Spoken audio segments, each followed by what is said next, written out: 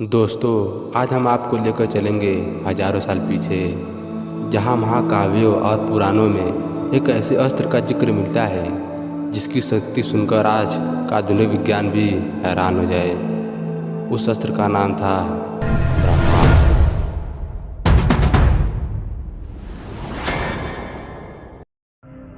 कहा जाता है कि जब यह अस्त्र चलाया जाता था तो धरती कांप उठती, आकाश लाल हो जाता, हवा में जहर घुल जाता और पूरा का पूरा शहर पल भर में राख हो जाता।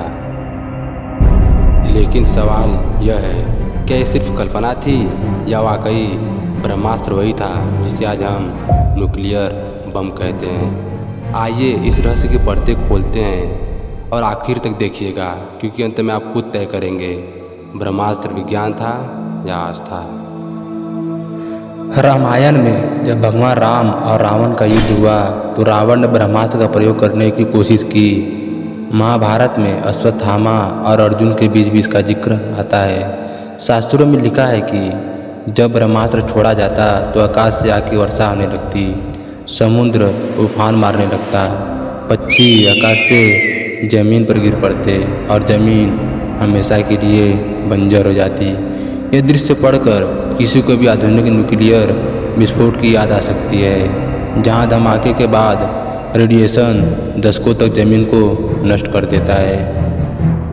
आइए अब इसे ज़रा विज्ञान की भाषा में देखते हैं। न्यूक्लियर विस्फोट में क्या होता है?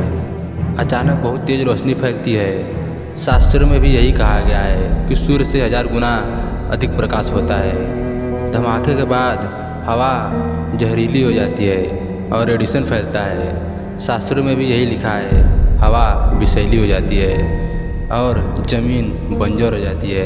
यही प्रभाव महाभारत में भी वर्णित है। ये सामान्यताएं हमें सोचने पर मजबूर करती हैं, क्या ऋषि मुनि सचमुच परमाणु शक्ति के बारे में जानते थे?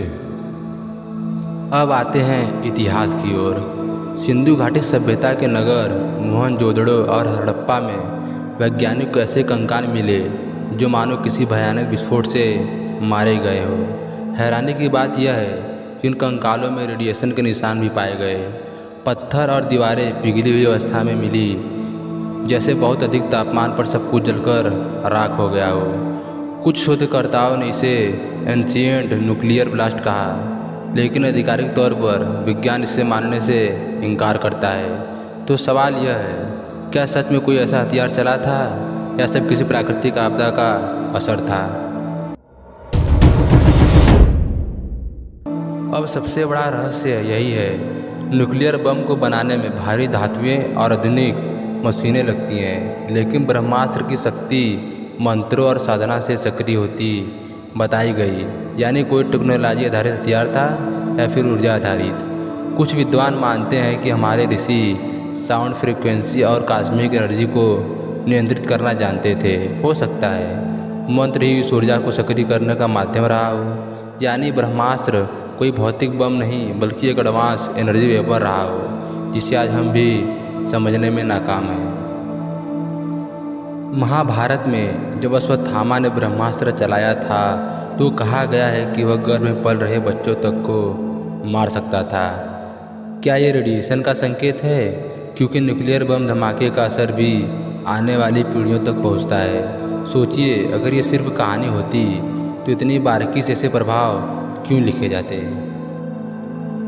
कुछ इतिहासकार और वैज्ञानिक कहते हैं कि ये सब महज प्रतीकात्मक भाषा है। जैसे आज कोई कहे उससे गुस्से में तो आग बरस रही थी, तो इसका मतलब ये नहीं कि सचमुच आग बरसी। हो सकता है ब्रह्मास्त्र को भी इसी तरह डरावना बनाने के लिए बढ़ा चढ़ाकर लिखा गया हो, यानी ब्रह्मास्त्र कोई न्यूक्लियर हथियार नहीं बल्कि ये कल्पना का हिस्सा था।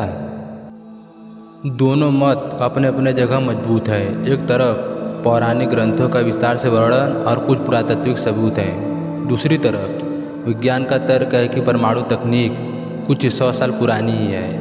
लेकिन सोचिए, अगर ये केवल मिथक होता तो पीढ़ी दर पीढ़ी लोग इसे इतना खतरनाक क्यों मानते?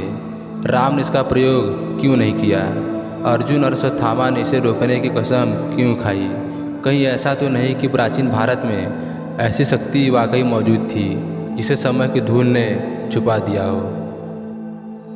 तो दोस्तों, क्या ब्रह्मास्त्र सचमुच एक न्यूक्लियर हथियार था, या फिर हमारे पूर्वजों की ऐसी तकनीक थी जो आज के विज्ञान से भी कहीं आगे थी, या फिर यह केवल एक कथा, एक प्रतीक, एक चेतावनी थी? सच क्या है, इसका जवाब शायद कोई नहीं जान पाएगा। लेकिन एक बात पक्की है, भारत की प्राचीन कहानियों में जितना रहस्य छुपा है वो पूरी दुनिया की सबसे बड़ी पहेली है, और यही वजह है कि रहस्य कभी खत्म नहीं होता। सोचिए दोस्तों, अगर वाकई प्राचीन भारत में न्यूक्लियर जैसी शक्ति थी तो हम कितनी महान सभ्यता से आते हैं। क्या आप मानते हैं ब्रह्मास्त्र विज्ञान था या चमत्कार? कमेंट में हमें ज़रूर बताइए। अगर आपको हमारी ये खोज पसंद आई हो तो लाइक और शेयर करना मत भूलिए, ताकि और लोग भी इस रहस्य का हिस्सा बने। और हाँ, मिस्टीरियस मैन को सब्सक्राइब कर लीजिए, क्योंकि सच और रहस्य की यात्रा अभी और लंबी है।